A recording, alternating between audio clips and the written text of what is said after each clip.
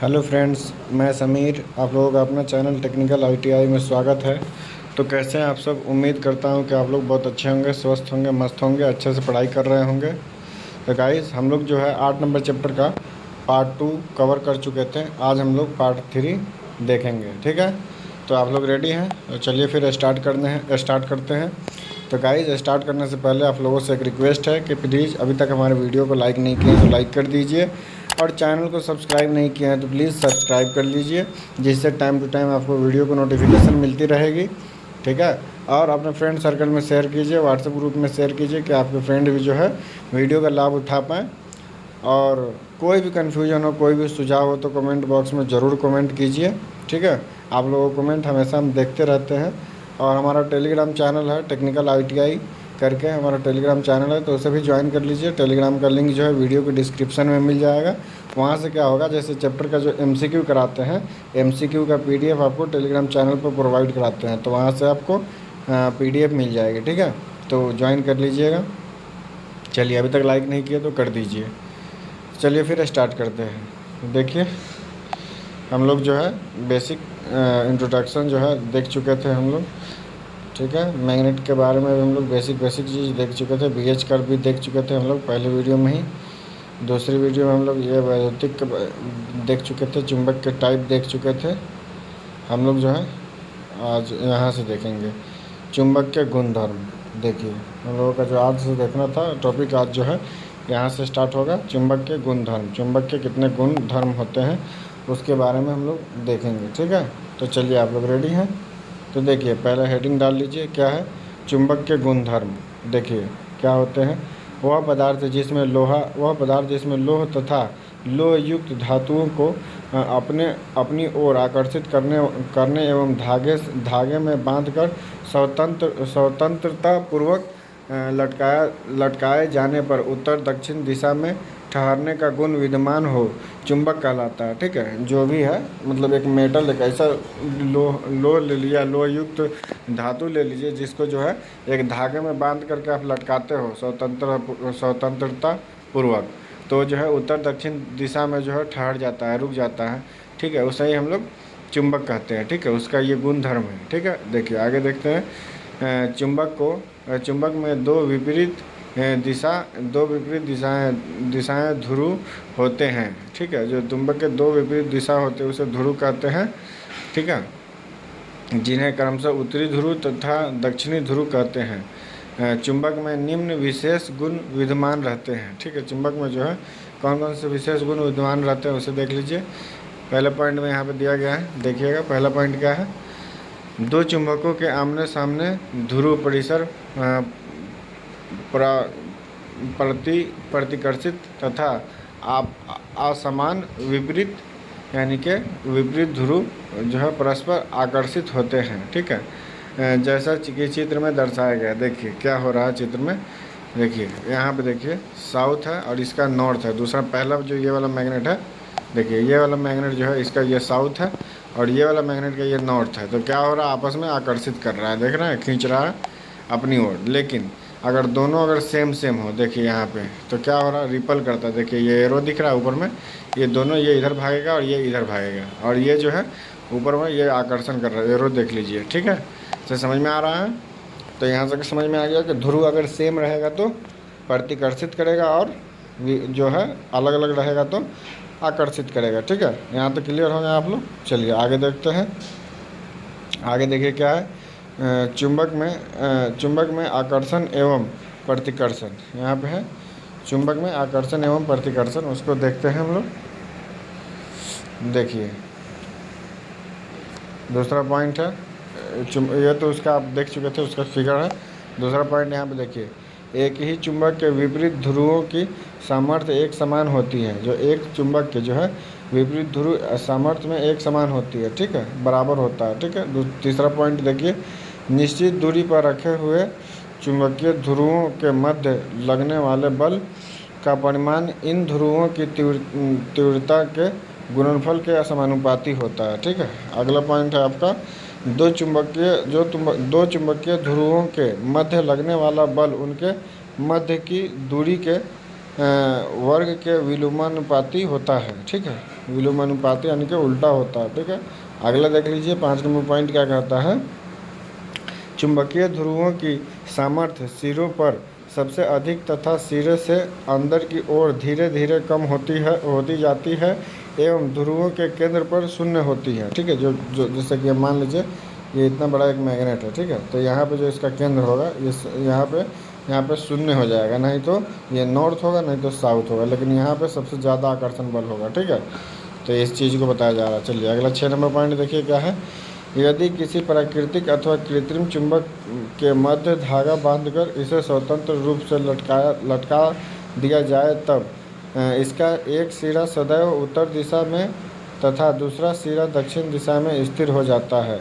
चुंबक का जो सिरा उत्तर दिशा में स्थिर होता है उसे उत्तरी ध्रुव तथा जो सिरा दक्षिण दिशा में स्थिर हो उसे दक्षिणी ध्रुव कहते हैं। ठीक है, जैसे हम लोग किसी भी आर्टिफिशियल मैग्नेट हो या नेचुरल मैग्नेट हो उसे हम लोग एक धागा में बांध करके लटकाएंगे तो जो सिरा उसका दक्षिण के दिशा में रहेगा उसे दक्षिणी ध्रुव और जो उत्तर की दिशा में रहेगा उसे उत्तरी ध्रुव कहते हैं। ठीक है, चलिए अगला पॉइंट देखते हैं। 7 नंबर पॉइंट क्या कहता है देख लीजिए। 7 नंबर पॉइंट देखिए क्या है। यदि चुंबक के समीप एक ऐसा पदार्थ रखा जाए जिसमें चुंबक बनने का गुण विद्यमान हो तो उसमें स्वतः चुंबकीय गुण उत्पन्न हो जाते हैं। ठीक है, उसमें जो है स्वतः चुंबकीय गुण उत्पन्न हो जाते हैं। 8 नंबर पॉइंट में देख लीजिए। 8 नंबर पॉइंट क्या कहता है। चुंबकीय पदार्थ में अचुंबकत्व का गुण विद्यमान होता है, अर्थात यदि इसे लाल गरम किया जाए अथवा इसे हथौड़े से पीटा जाए तो इसका चुंबकीय गुण घट जाता है, अन्यथा पूर्णतः नष्ट भी हो सकता है या हो जाता है। ठीक है, क्या होता है ना कि जैसे कि किसी भी मैग्नेट को आप बहुत ज़्यादा उसे पटक दीजिए ऊंचाई से या फिर उसे बहुत ज़्यादा गर्म कर दीजिए, हथौड़े से पीट देने से क्या होता है उसका जो गुण धर्म होता है मैग्नेटिक का वो ख़त्म हो जाता है, नष्ट हो जाता है। ठीक है, 9 नंबर पॉइंट देख लीजिए क्या है। चुंबक में जो है केवल एक ध्रुव का कोई अस्तित्व नहीं होता, अपितु इसमें सदैव 2 ध्रुव विद्यमान होते हैं।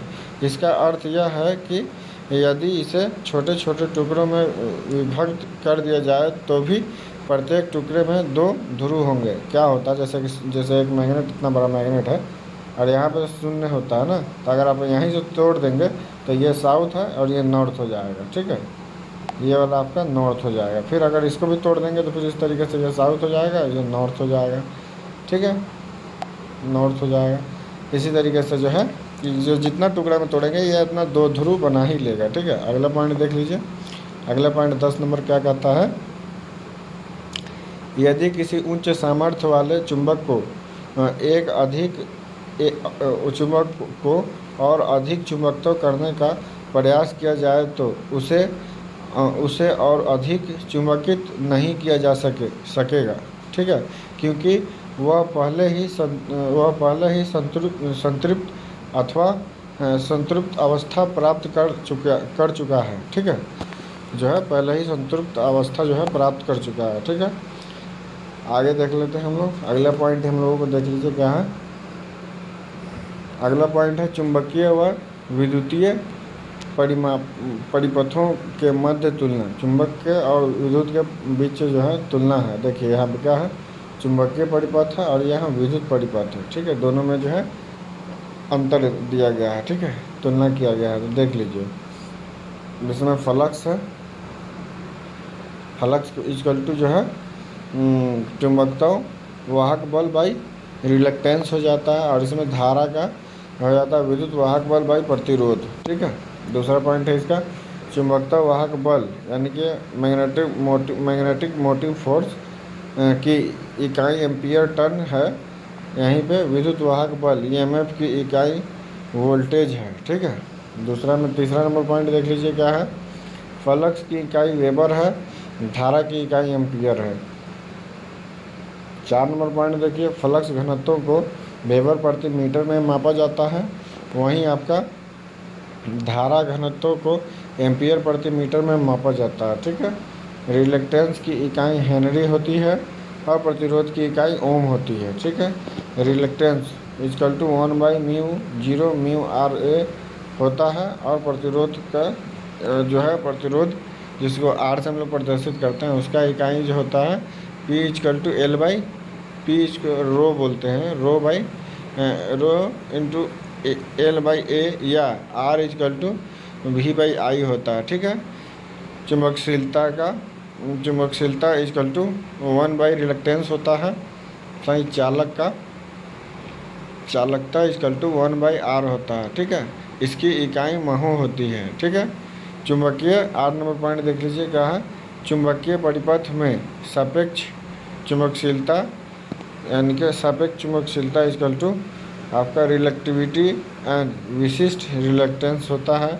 और यहीं पे जो है आपका यहाँ पे क्या है, विद्युत परिपथ में विशिष्ट चालकता इजकल टू 1 बाई विशिष्ट प्रतिरोध होता है। देखिए इसमें जो है इस तरीके से कॉइल बाइंडिंग किया जाता है, जो फ्लक्स बीच में फ्लक्स होता है फाई होता है, ये मैग्नेटोमोटिव फोर्स होता है। ठीक है, और ये जो होता है आपका इसमें जो है एक सर्किट बनाया जाता है, पूरा सर्किट कंप्लीट किया जाता है और इसमें धारा बहती है, इसे विद्युत सर्किट यानी कि इलेक्ट्रोमोटिव फोर्स कहा जाता है। ठीक है, चलिए यहाँ तक क्लियर हो गए आप लोग। चलिए अगला पॉइंट हम लोग देखेंगे।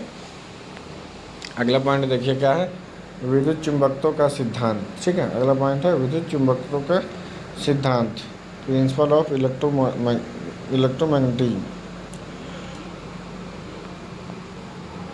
देखिए क्या है, विद्युत धारा को हम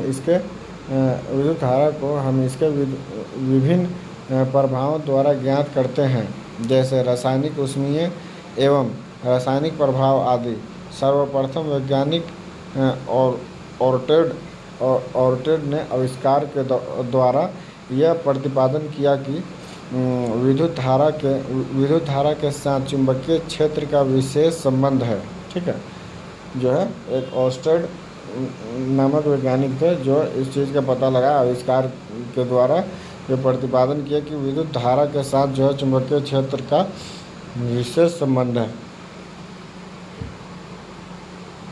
देखिए क्या है, ऑर्स्टेड ने सन 1819 में यह सिद्ध किया कि यदि किसी चुंबकीय सुई को धारावाही चालक के निकट लाए तो वह सुई विद्युत धारा से प्रवाहित होती है। ठीक है, अर्थात धारावाही चालक के चारों ओर चुंबकीय क्षेत्र उत्पन्न हो जाता है। यह प्रभाव विद्युत चुंबकत्व कहलाता है। ठीक है, निम्न चित्र में धारावाही चालक ए बी के द्वारा प्रदर्शित प्रभावित चुंबकीय सुई दर्शाई गई है। देखिए यहाँ पे बताया गया है, दिखाया ही गया है। एक मिनट देखिए, यहाँ पे देख लीजिए, यहाँ पे ए बी जो है, यहाँ पे ए पॉइंट बी पॉइंट है, इसमें देखिए नॉर्थ, ये साउथ और ये नॉर्थ दिया गया है। ठीक है, यहाँ पे जैसा इसमें करंट दिया गया है एक रेजिस्टेंस, वेरिएबल रेजिस्टेंस की हेल्प से, तो देख लीजिए यहाँ पे जो है इस तरीके से नॉर्थ की तरफ नॉर्थ चला जा रहा है और साउथ की तरफ साउथ चला जा रहा है। देखिए यहाँ पे देख लीजिए आ गया अपने जगह पर जो है मिल गया ये। ठीक है, इस चीज़ को यहाँ पे दिखाया गया है, क्या है, विद्युत चुंबकीय क्षेत्र की स्थितियाँ। ठीक है, समझ में आ गया यहाँ तक। चलिए आगे देखते हैं हम लोग। आगे क्या है आपका, देखिए आगे है विद्युत चुंबकत्व संबंधित नियम। ठीक है, विद्युत चुंबकत्व संबंधित नियम क्या है उसके बारे में हम जानते हैं। देखिए क्या क्या नियम है विद्युत चुंबकत्व संबंधित नियम का, क्या इसके पीछे का नियम है। देखिए, किसी धारावाही चालक एवं विद्युत धारावाही सोलेनॉइड हेतु विद्युत चुंबकत्व संबंधित नियम निम्नवत है। ठीक है, नंबर 1 में देखिए, सीधे धारावाही चालक हेतु क्या है। देखिए, सीधे धारावाही चालक का चुंबकीय क्षेत्र की संकेंद्रीय बल रेखाओं से निर्मित होता है। चुंबकीय बल रेखाओं का केंद्र चालक का मध्य बिंदु होता है। चालक की पूरी लंबाई में उसके प्रत्येक बिंदु पर चुंबकीय क्षेत्र उत्पन्न हो जाता है। चुंबकीय क्षेत्र जो है उत्पन्न हो जाता है। निम्न चित्र में सीधे धारावाही चालक का जो है चुंबकीय क्षेत्र दर्शाया गया है। ठीक है, देखिए ये आपका है धारा की दिशा, इस तरीके से धारा की दिशा, और यहाँ पे चुंबकीय क्षेत्र की दिशा। ठीक है, देखिए इसमें भी इस तरीके से करंट बह रहा है, इसमें भी करंट बह रहा है। ठीक है, ये दिखाया गया है आपको। चलिए आगे देखिए, आगे क्या है, क्या दिखाया गया है इस फिगर में आपका सीधे धारावाही चालक के चुंबकीय क्षेत्र। ठीक है, इस तरीके से इसमें अगर धारा इधर की तरफ बहती है तो इस तरीके से इसमें जो है मैग्नेटिक फील्ड यानी कि चुंबकीय क्षेत्र बनता है। ठीक है, आगे देखिए क्या है, सीधे धारावाही चालक की भांति धारावाही लूप चालक का चुंबकीय क्षेत्र भी संकेंद्रित बल रेखाओं से निर्मित होता है, परंतु इसमें यह अंदर होता है कि लूप में बल रेखाएं चित्रानुसार अंदर की ओर सघन व बाहर की ओर फैली हुई होती है।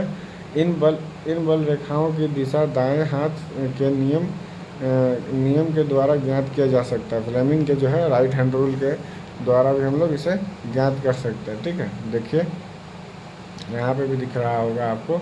देखिए यहाँ से अगर करंट जा रहा है तो क्या हो रहा है, इसमें इस तरीके से धारा बह रहा है। ठीक है, इस तरीके से बह रहा है, लेकिन जैसे इसे उल्टा हुआ यहाँ से इधर जाने लगा तो देखिए धारा जो है इसी के साथ साथ उलट गया। ठीक है, यहाँ तक क्लियर हो गया।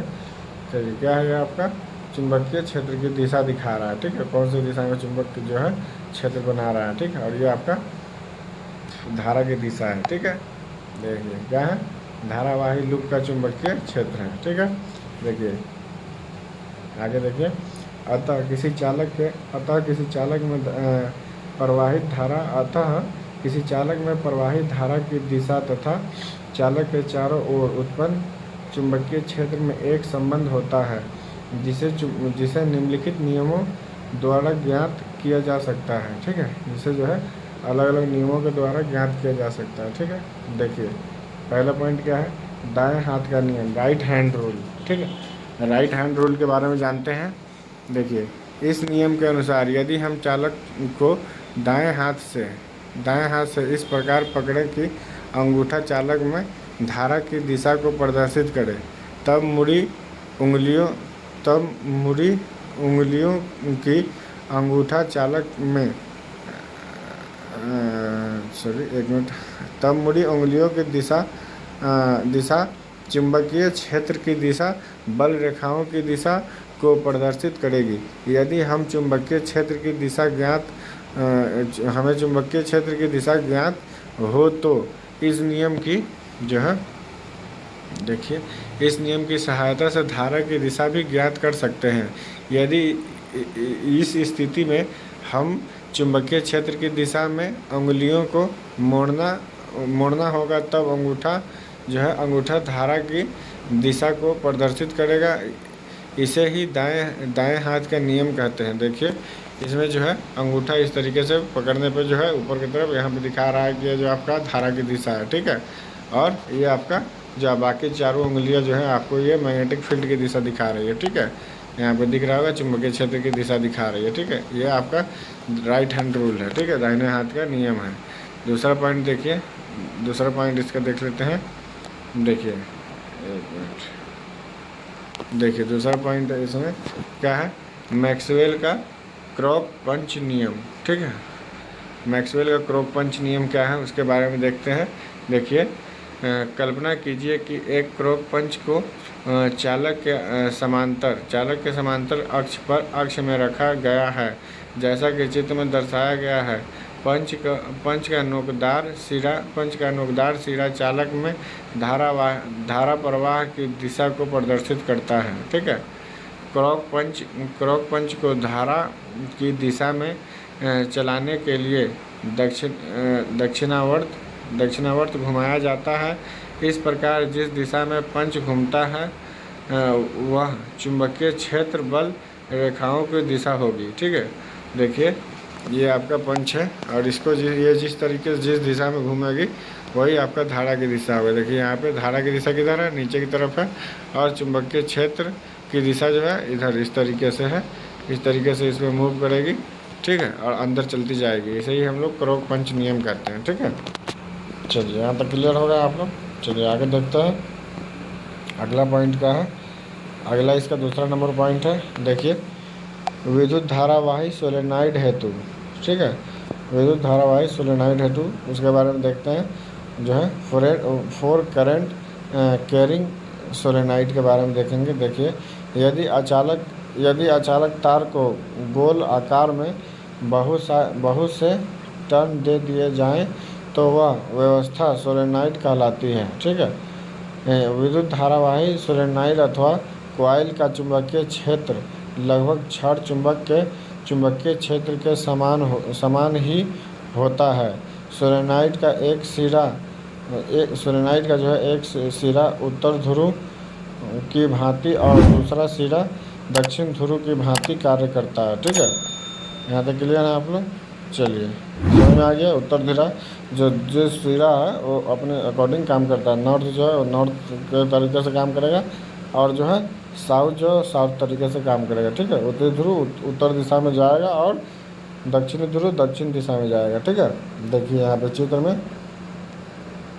में सोलेनाइड का सोलेनाइड का चुंबकीय क्षेत्र की दिशा दिखाया गया है। ठीक है, देखिए ये आपका सोलेनाइड है। इसमें देखिए इधर से नॉर्थ निकल रहा है, इधर से साउथ आ रहा है। ठीक है, इसी तरीके से इसमें जिस तरीके से करंट इस तरीके से बह रही है और इधर निकल रही है, तो इधर से नॉर्थ आ रहा है, इधर से साउथ आ रहा है, इधर से नॉर्थ जा रहा है। ठीक है, और ये लाइनिंग जो होती है ये समांतर होती है, एक दूसरे को कभी नहीं काटती है। ठीक है, ये हमेशा याद रखना है। ये क्या है, सोलेनाइड का चुंबकीय क्षेत्र है। ठीक है, यहाँ तक क्लियर है आप लोग। क्या है, सोलेनाइड के ध्रुवता को निम्न नियमों द्वारा ज्ञात किया जा सकता है। ठीक है, सोलेनाइड की ध्रुवता को जो है अलग अलग नियम के द्वारा भी हम लोग ज्ञात करते हैं। ठीक है, पहला नियम यहाँ पे एक देख लीजिए। सबसे पहले क्या है आपका, देखिए हेलिक्स का नियम। ठीक है, हेलिक्स का नियम क्या कहता है, हेलिक्स के नियम के बारे में हम लोग जानेंगे। देखिए हेलिक्स का नियम, इस नियम के अनुसार यदि सोलेनाइड को दाएं हाथ से मुट्ठी में इस प्रकार पकड़े कि अंगुलियों की दिशा सोलेनाइड में प्रवाहित धारा की दिशा दर्शाए तो अंगूठा सोलेनाइड की ऊपरी ध्रुव को दर्शाएगा। ठीक है, प्रदर्शित करेगा। ठीक है, धारा की दिशा यहाँ पे देखिए, धारा की दिशा जो है दिख रहा है, इसमें क्या है आपका ये उत्तरी ध्रुव है। ठीक है, धारा की दिशा इधर से जा रहा है, इस तरीके से जा रहा है। ठीक है, तो यहाँ पे दिख रहा है आपको ये उत्तरी ध्रुव दिख रहा है, ऊपर में क्या है धारा की दिशा दिख रहा है। ठीक है, और यहाँ पे साउथ है, यहाँ पे नॉर्थ है। ठीक है, क्यों, क्योंकि करंट इधर से बहता हुआ आ रहा है, इसे हम लोग हेलिक्स का नियम कहते हैं। ठीक है, चलिए ये पहला देख लिए। दूसरा देखिए सिरे का नियम। ठीक है, दूसरा पॉइंट है आपका क्या है, सिरे का नियम यानी कि इंड रूल क्या होता है उसके बारे में देखिए। यदि सोलेनाइड में धारा का प्रवाह घड़ी की सुई की घूर्णन दिशा में यानी कि क्लॉकवाइज दिशा में प्रतीत होता है तो वह दक्षिण ध्रुव होगा। यदि दक्षिण ध्रुव होगा और यदि घड़ी की दिशा की विपरीत प्रतीत होती है तो वह सिरा उत्तरी ध्रुव होगा। देखिए इस तरीके से ये जो है यहाँ से साउथ में इस तरीके से जो है घूम करके जाएगा और नॉर्थ में जो है इसका उल्टा चला जाएगा। ठीक है, ये जो है उल्टा जाएगा एक दूसरे के। ठीक है, यहाँ तक क्लियर है आप लोग। चलिए आगे देखते हैं हम लोग। अगला पॉइंट क्या है, फैराडे के विद्युत चुंबकीय प्रेरण के नियम। ठीक है, फैराडे के विद्युत चुंबकीय प्रेरण के नियम, उसके बारे में देखिए क्या है, Faraday's law of electromagnetic induction. ठीक है, ये बहुत ही मोस्ट इम्पोर्टेंट टॉपिक है, इसे हमने बहुत ध्यान से देखना है। तो देखिए परिवर्तित चुंबकीय क्षेत्र अर्थात निरंतर परिवर्तित होने वाले चुंबकीय क्षेत्र में रेखा चालक के सिरों पर विद्युत वाहक बल वोल्टेज उत्पन्न होने की प्रक्रिया विद्युत चुंबकीय प्रेरण कहलाती है। विद्युत चुंबकीय प्रेरण के संबंध में जो है विद्युत चुम्बकीय प्रेरण के संबंध में फैराडे ने 2 नियम दिए थे जो निम्न प्रकार हैं। ठीक है, कौन कौन से नियम दिए थे वो आप लोगों को पता है। पहला नियम देखिए यहाँ पे, पहला पॉइंट में देख लीजिए।